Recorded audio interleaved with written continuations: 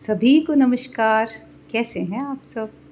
एक बार फिर आप सबका बहुत बहुत स्वागत लघु कथा और कहानियों के मेरे इस यूट्यूब चैनल सुनो कहानी अंजू अग्रवाल लखनवी से में, जिसमें मैं अंजू अग्रवाल आपको सुनाती हूँ लघु कथाएँ, कहानियाँ। आज जो कहानी मैं आपको सुनाने जा रही हूँ वो है मेरे प्रिय साहित्यकार मुंशी प्रेमचंद की कहानी लॉटरी, जो उनके मानसरोवर भाग 2 से ली गई है और बड़ी ही रोचक इंटरेस्टिंग कहानी है। तो चलिए शुरू करते हैं। लॉटरी। जल्दी से मालदार हो जाने की हवस किसे नहीं होती। उन दिनों जब लॉटरी के टिकट आए तो मेरे दोस्त विक्रम के पिता, चचा, अम्मा और भाई सभी ने एक एक टिकट खरीद लिया। कौन जाने किसकी तकदीर जोर करे, किसी के नाम आए रुपया रहेगा तो घर में ही। मगर विक्रम को सब्र न हुआ। औरों के नाम रुपए आएंगे फिर उसे कौन पूछता है। बहुत होगा 10-5 हज़ार उसे दे देंगे। इतने रुपयों में उसका क्या होगा। उसकी ज़िंदगी में बड़े बड़े मंसूबे थे।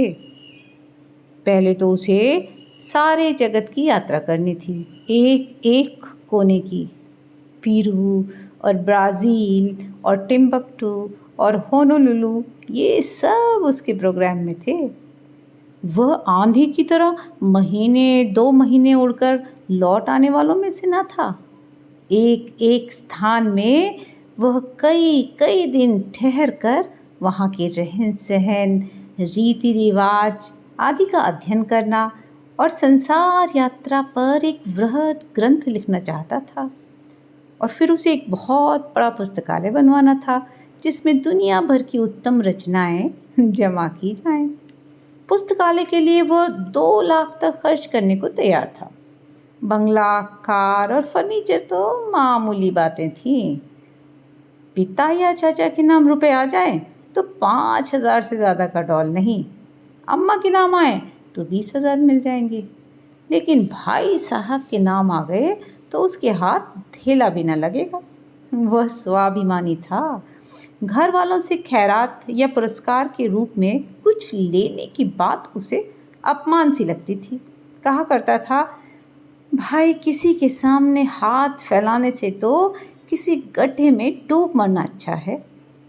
अब आदमी अपने लिए संसार में कोई स्थान न निकाल सके तो यहाँ से प्रस्थान कर जाए। वह बहुत बेकरार था। घर में लॉटरी टिकट के लिए उसे रुपए कौन देगा, और वो मांगे भी तो कैसे। उसने बहुत सोच विचार कर कहा, क्यों ना हम तुम साझे में एक टिकट ले लें। तजवीज़ मुझे भी पसंद आई। मैं उन दिनों स्कूल मास्टर था। 20 रुपए मिलते थे। उसमें बड़ी मुश्किल से गुजर होती थी। 10 रुपए का टिकट खरीदना मेरे लिए तो सफ़ेद हाथी था। हाँ, 1 महीना दूध, घी, जलपान और ऊपर के सारे खर्च तोड़कर 5 रुपए की गुंजाइश निकल सकती थी। फिर भी जी डरता था, कहीं से कोई बलाई रकम मिल जाए तो कुछ हिम्मत बढ़े। विक्रम ने कहा, कहो तो अपनी अंगूठी बेच डालूं। कह दूंगा उंगली से फिसल पड़ी। अंगूठी 10 रुपए से कम न थी। उसमें पूरा टिकट आ सकता था। अगर कुछ खर्च किए बिना ही टिकट में आधा साझा हुआ जाता है तो क्या बुरा है। सहसा विक्रम फिर बोला, लेकिन भाई तुम्हें नकद देने पड़ेंगे। मैं 5 रुपए नकद लिए बगैर साझा न करूँगा। अब मुझे औचित्य का ध्यान आ गया। बोला, दोस्त ये तो बुरी बात है। चोरी खुल जाएगी तो शर्मिंदा होना पड़ेगा और तुम्हारे साथ साथ मुझे भी डांट पड़ेगी। आखिर में ये तय हुआ कि पुरानी किताबें किसी सेकंड हैंड की किताबों की दुकान पर बेच चली जाएं और उस रुपए से टिकट लिया जाए। किताबों से ज़्यादा बेज़रूरत हमारे पास और कोई चीज़ न थी।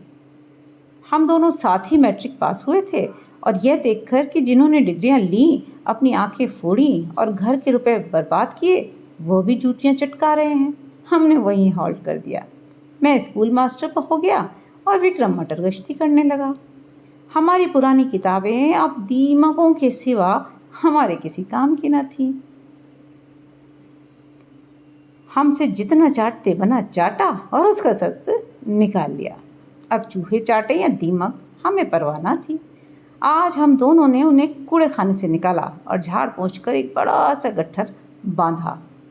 मास्टर था तो किसी बुक सेलर की दुकान पर किताब बेचते हुए झेंपता था, क्योंकि मुझे सभी पहचानते थे।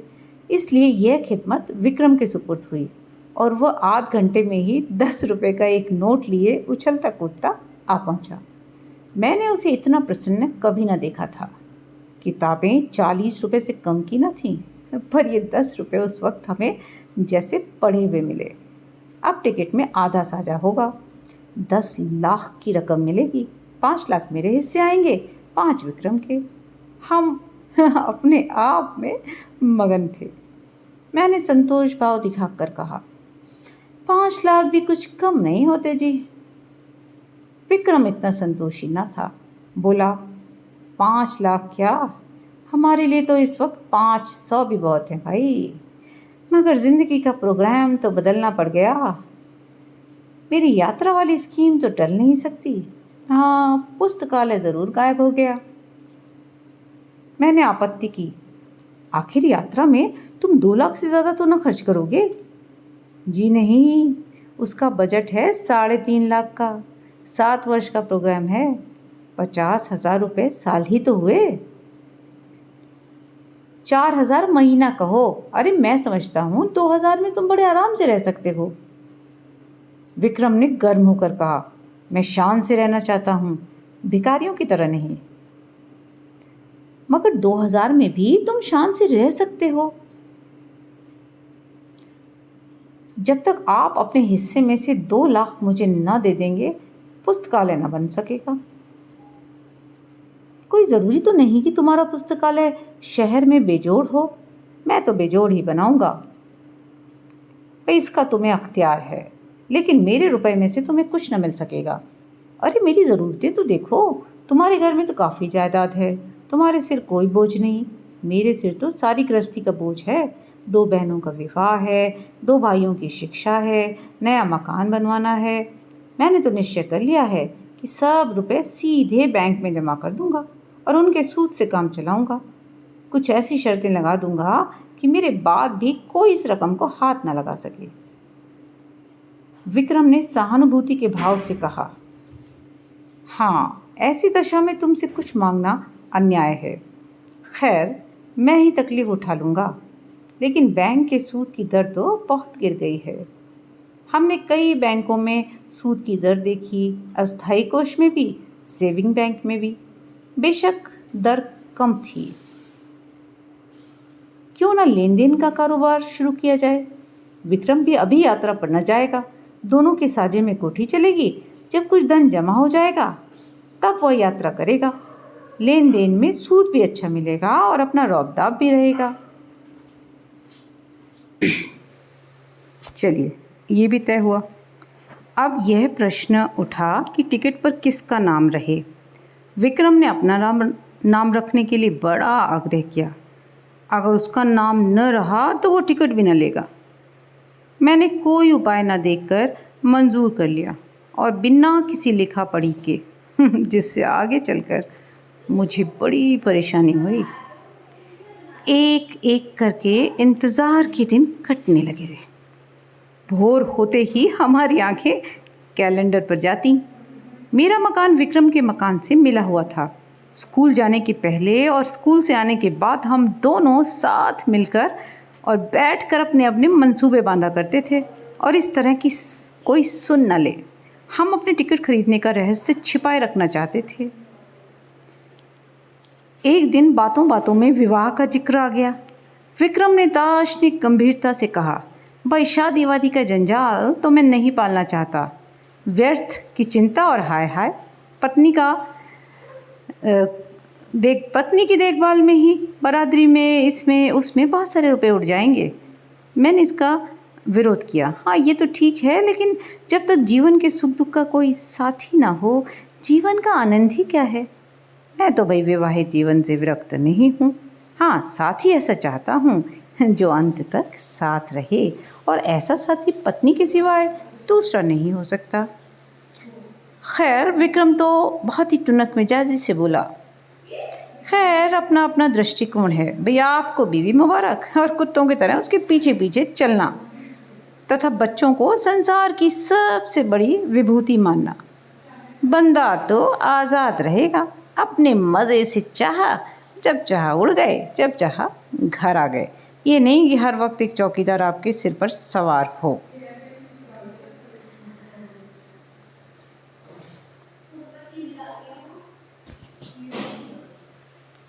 हम बातें कर ही रहे थे कि कुंती आ गई। वह विक्रम की छोटी बहन थी, कोई 11 साल की, छठे में पढ़ती थी और बराबर फेल होती थी। बड़ी चिलबिल्ली, बड़ी शौक। इतने धमाके से द्वार खोला कि हम दोनों चौंक कर उठ खड़े हुए। विक्रम ने बिगड़ कर कहा, तू बड़ी शैतान है कुंती, किसने तुझे बुलाया यहाँ? कुंती ने खुफिया पुलिस की तरह कमरे में नज़र दौड़ाकर कहा, तुम लोग हरदम यहाँ किवाड़ बंद किए बैठे क्या बातें किया करते हो? जब देखो यहीं बैठे हो, ना कहीं घूमने जाते हो, ना तमाशा देखने। कोई जादू मंत्र जगाते होगे। विक्रम ने उसकी गर्दन पकड़कर हिलाते हुए कहा, हाँ, एक मंत्र जगा रहे हैं जिससे तुझे ऐसा दूल्हा मिले जो रोज गिनकर 5 हंटर जमाए सरासर।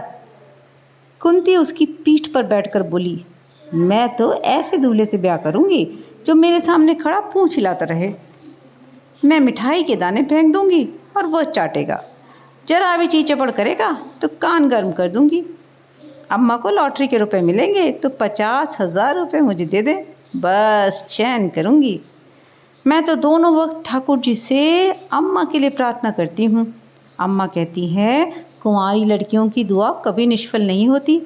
मेरा मन तो कहता है अम्मा को रुपए ज़रूर मिलेंगे। मुझे याद आया, एक बार मैं अपने ननिहाल गया था तो वहाँ सूखा पड़ा हुआ था। भादों का महीना आ गया मगर पानी की बूंद नहीं। तो सब लोगों ने चंदा करके गांव की कुंवारियों की दावत की और उसके तीसरे ही दिन मूसलाधार वर्षा हुई थी। अवश्य ही कुंवारियों की दुआ में असर होता है। मैंने विक्रम को अर्थपूर्ण आंखों से देखा। विक्रम ने मुझे। आंखों ही आंखों में हमने सलाह कर ली और निश्चय भी कर लिया। विक्रम ने कुंती से कहा, अच्छा, तुमसे एक बात कहें, किसी से कहेगी तो नहीं? नहीं नहीं, तू तो बड़ी अच्छी लड़की है, किसी से ना कहेगी। मैं आपकी खूब पढ़ाऊँगा और पास करा दूँगा।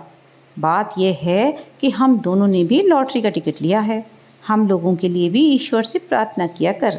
अगर हमें रुपए मिले तो तेरे लिए अच्छे अच्छे गहने बनवा देंगे, सच। कुंती को विश्वास न आया। हमने कसम खाई। वो नखरे करने लगी।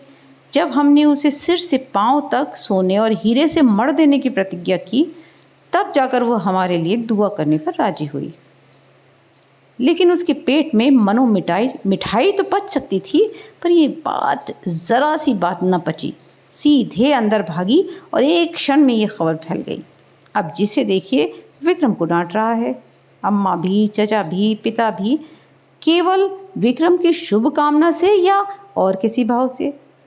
बैठे बैठे तुम्हें हिमाकत ही सूझती है, रुपए लेकर पानी में फेंक दिए। अरे घर में इतने आदमियों ने तो टिकट लिया ही था, तुम्हें लेने की क्या ज़रूरत थी? क्या तुम्हें उसमें से कुछ न मिलते?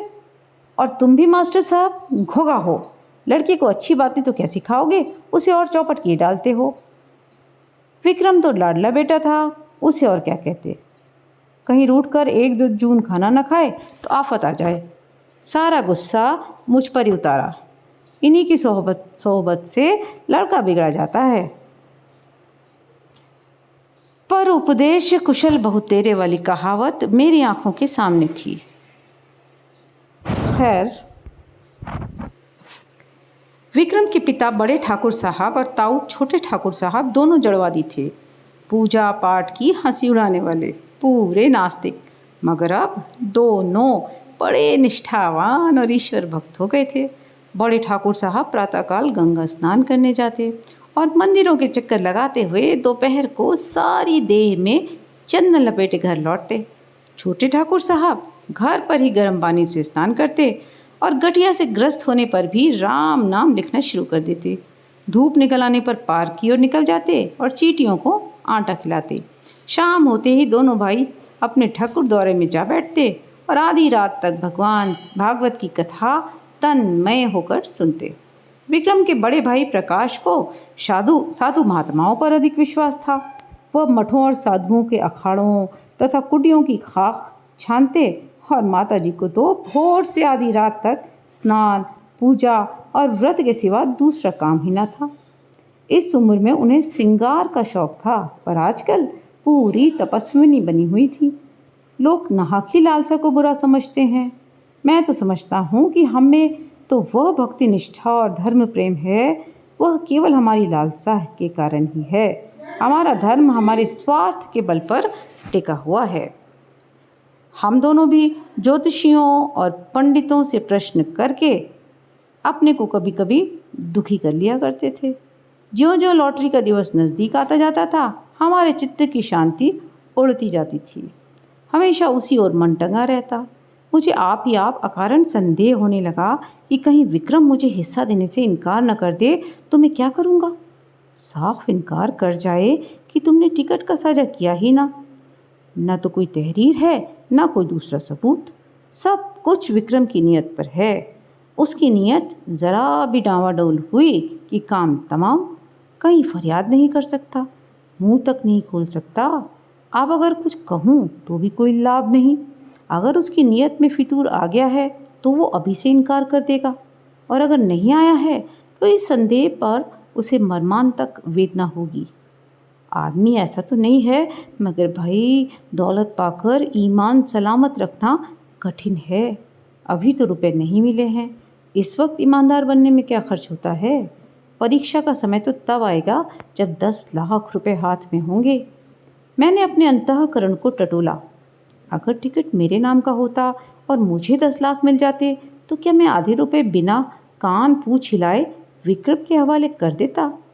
कौन कह सकता है, मगर संभव तो यही था कि मैं हीले हवाले करता, कहता तुमने मुझे 5 रुपए उधार दिए थे, अरे उसके 10 ले लो, 100 ले लो, और क्या करोगे।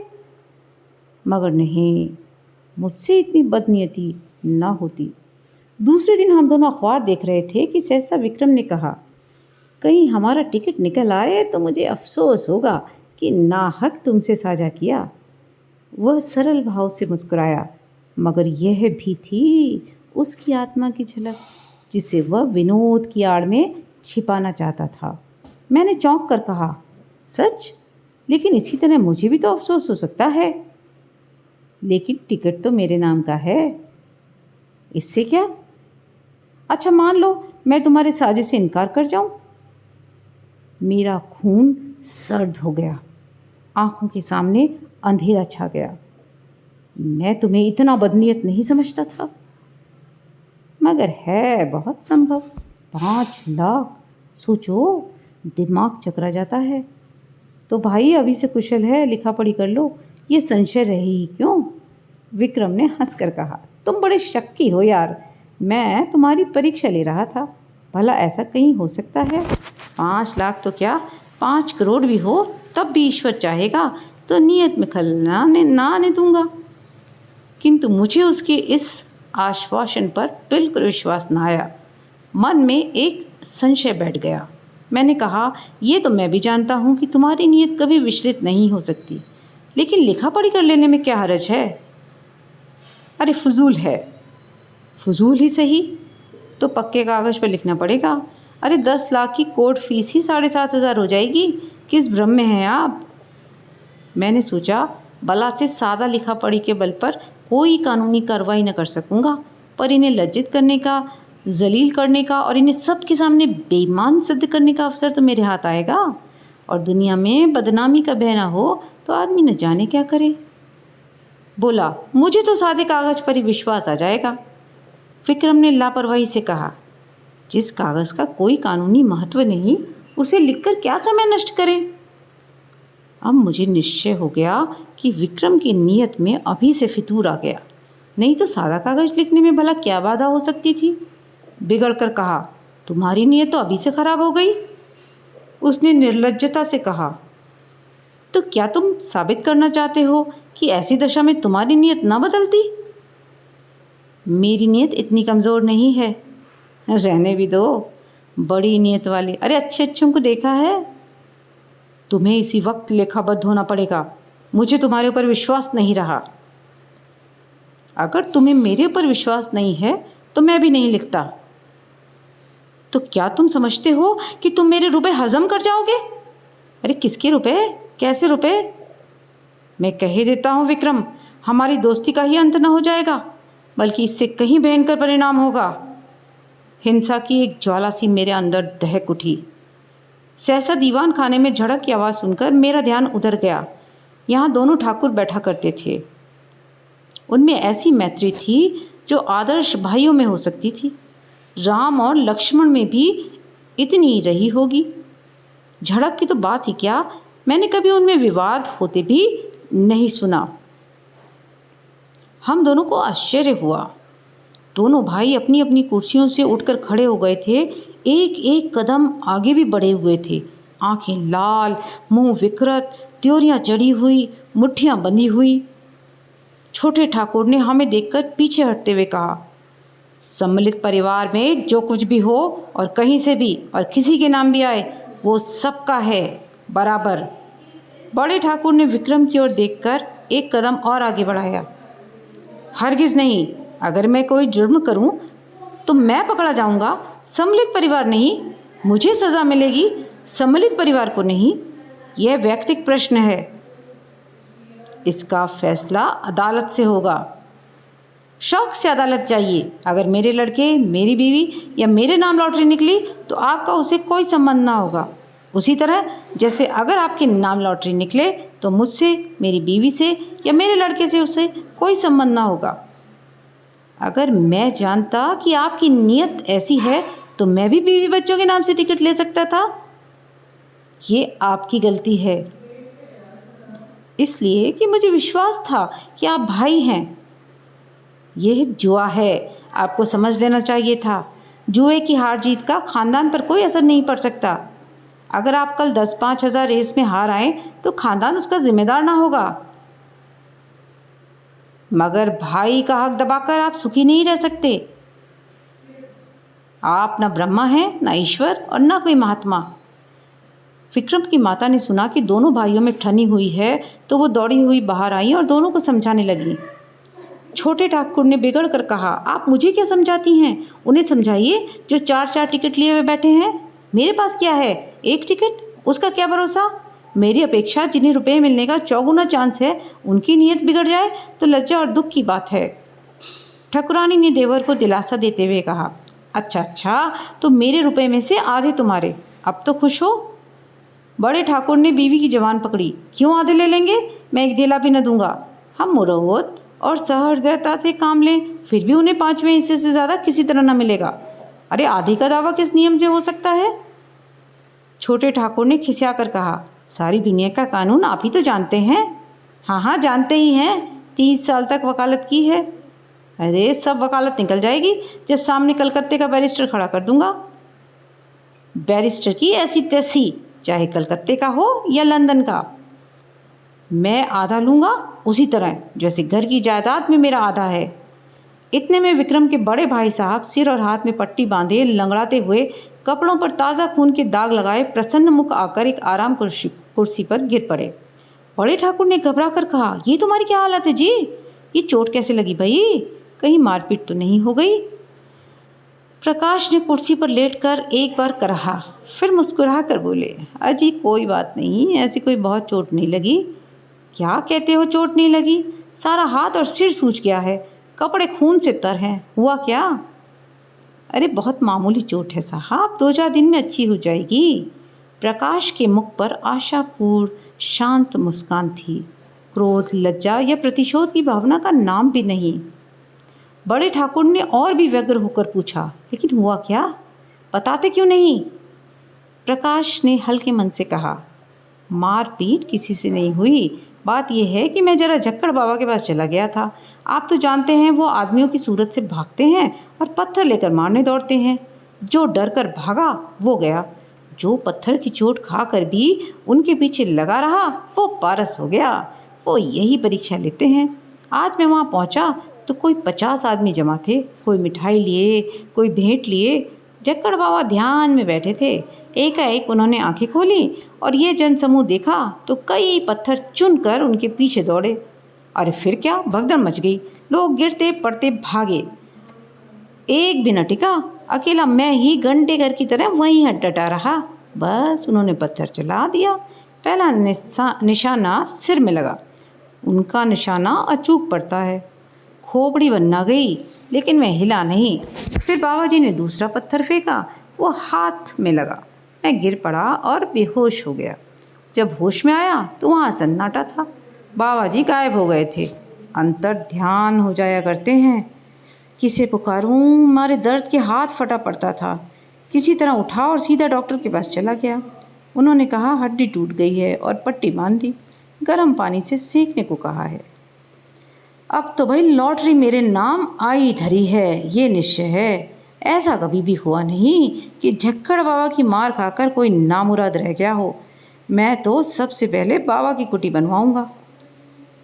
बड़े ठाकुर साहब के मुख पर संतोष की झलक दिखाई दी। फौरन पलंग बिछाया गया। प्रकाश उस पर लेटे। ठकुराइन पंखा चलने लगी। उनका भी मुख प्रसन्न था। अरे इतनी चोट खाकर 10 लाख पा जाना कोई बुरा सौदा नहीं था। छोटे ठाकुर साहब के पेट में चूहे दौड़ रहे थे। ज्यों ही बड़े ठाकुर भोजन करने गए त्यों ही छोटे ठाकुर ने प्रकाश से पूछा, क्या बहुत ज़ोर से पत्थर मारते हैं? प्रकाश ने उनका आशय समझकर कहा, अरे साहब पत्थर नहीं मारते, बम गोले मारते हैं। देव सा तो डिडॉल और बलवान इतने कि एक घूंसे में शेरों का काम तमाम कर देते हैं। कोई ऐसा वैसा आदमी हो तो एक ही पत्थर में टैं हो जाए। कितने तो मर गए, मगर आज तक झक्कड़ बाबा पर मुकदमा नहीं चला। प्रकाश ने ऐसा रोए खड़े कर देने वाला चित्र खींचा कि छोटे ठाकुर साहब थर्रा गए। पत्थर खाने की हिम्मत न बची। आखिर भाग्य के निपटारे का दिन आया। जुलाई की 20वीं तारीख, कत्ल की रात। हम प्रातःकाल उठे तो एक नशा चढ़ा हुआ था, आशा और भय के द्वंद्व का। दोनों ठाकुरों ने गड़ी रात रहे गंगा स्नान किया था और मंदिर में बैठे पूजन कर रहे थे। विक्रम भी सूट बूट पहने मंदिर के द्वार पर आया और मुझे इशारे से बुलाकर कहा, मैं डाकखाने जाता हूँ, और हवा हो गया। ज़रा देर में प्रकाश मिठाई के थाल लिए हुए घर में से निकले और मंदिर के द्वार पर खड़े होकर कंगलों को बांटने लगे।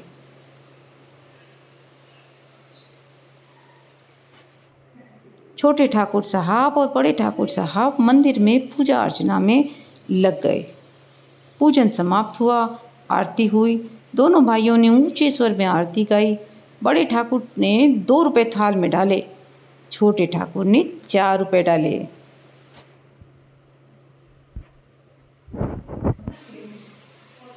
प्रकाश बाबू मिठाई बांटने में लगे थे। मैं भी गया और उनकी मदद करना चाहा तो उन्होंने कहा, अरे आप रहने दीजिए, मैं अभी बांटे डालता हूँ, अब रह ही कितनी गई है। मैं खिसियाकर डाक खाने की तरफ चला। इतने में विक्रम मुस्कुराता हुआ साइकिल पर आ पहुँचा। उसे देखते ही सब जैसे पागल हो गए। दोनों ठाकुर साहब सामने ही खड़े थे, बाज की तरह झपटे। बड़े ठाकुर ने आकाश की ओर देखा और बोला, रामचंद्र की जय। छोटे ठाकुर ने छलांग मारी, बोलो हनुमान जी की जय। प्रकाश तालियां बजाता हुआ चीखा, दुहाई झक्कड़ बाबा की। विक्रम ने जोर से कह कहा मारा और फिर अलग खड़ा होकर बोला, जिसका नाम आया है उससे 1 लाख लूँगा, बोलो है मंजूर? बड़े ठाकुर ने उसका हाथ पकड़ा। अरे पहले बताओ तो। ना ना, यूँ नहीं बताता। छोटे ठाकुर बिगड़े। अरे महज बताने के लिए 1 लाख? शाबाश। प्रकाश ने त्योरी चढ़ाई, क्या डाकखाना हमने देखा नहीं है? अच्छा तो चलो सब अपना अपना नाम सुनने के लिए तैयार हो जाओ। सभी लोग फौजी अटेंशन की दशा में निश्चल हो गए। भाई अपने अपने होश हवास ठीक रखना। सभी पूर्ण सचेत हो गए। अच्छा तो सुनिए कान खोलकर, इस शहर का सफाया है। इस शहर का ही नहीं, संपूर्ण भारत का सफाया है। अमेरिका के एक हबशी का नाम आ गया। बड़े ठाकुर झल्लाए, झूठ झूठ, बिल्कुल झूठ। छोटे ठाकुर ने पैंतरा बदला, कभी नहीं। 3 महीने की तपस्या यूं ही चली गई। प्रकाश ने छाती ठोक कर कहा, यहाँ सिर मुड़वाए हाथ तुड़वाए बैठे हैं, अरे दिल लगी है क्या? इतने में और 50 आदमी उधर से रोनी सूरत लिए निकले। बेचारे डाक खाने से अपनी किस्मत को रोते चले आ रहे थे। मार ले गया अमेरिका का हबशी, अभागा, पिशाच, दुष्ट। अब कैसे किसी को विश्वास ना आता। बड़े ठाकुर झल्लाए वे मंदिर में गए और पुजारी को डिसमिस कर दिया। छोटे ठाकुर साहब की तो जैसे कमर ही टूट गई। मगर प्रकाश के क्रोध का पारावार न रहा। उसने अपना मोटा सोटा लिया और झक्कड़ बाबा की मरम्मत करने चला। माताजी ने केवल इतना कहा, सभी ने बेईमानी की है, मैं कभी मानने की नहीं। हमारे देवता क्या करें, किसी के हाथ से थोड़े ही छीन लाएंगे। रात को किसी ने खाना नहीं खाया। मैं भी उदास बैठा था कि विक्रम आकर बोला, चलो होटल से कुछ खा आए, घर में तो चूल्हा भी नहीं जला। मैंने पूछा, तुम डाकखाने से आए तो बहुत प्रसन्न थे, ऐसा क्यों? उसने कहा, जब मैंने डाकखाने के सामने हज़ारों की भीड़ देखी तो मुझे अपने लोगों के गधेपन पर हंसी आई। एक शहर में जब इतने आदमी हैं तो सारे हिंदुस्तान में इसकी 1000 गुने से कम ना होंगे और दुनिया में तो लाख गुने से भी ज़्यादा हो जाएंगे। मैंने आशा का जो एक पर्वत सा खड़ा कर रखा था वह जैसे एक बारगी इतना छोटा हुआ कि राई बन गया और मुझे हंसी आई। जैसे कोई दानी पुरुष छटाक पर अन्न हाथ में लेकर 1 लाख लोगों को नेवता दे बैठे और यहाँ हमारे घर का एक एक आदमी समझ रहा है कि मैं भी हंसा। हाँ, बात तो यथार्थ में यही है कि हम लोग लिखा पढ़ी के लिए लड़े मरते थे। मगर सच बताना, तुम्हारी नीयत खराब हुई थी कि नहीं? विक्रम मुस्कुरा कर बोला, अब क्या करोगे पूछकर, पर्दा ढका ही रहने दो। तो मित्रों, ये थी मुंशी प्रेमचंद की मज़ेदार कहानी मानसरोवर भाग 2 से ली गई लॉटरी। आशा करती हूँ आपको अच्छी लगी होगी। कैसी लगी कमेंट करके ज़रूर बताइए। अपने दोस्तों में शेयर करिए, चैनल को सब्सक्राइब करिए और इसी तरह से सुनते रहिए कहानियाँ, लघु कथाएँ। अगले वीडियो में आपसे फिर मिलेंगे। तब तक के लिए बाय बाय।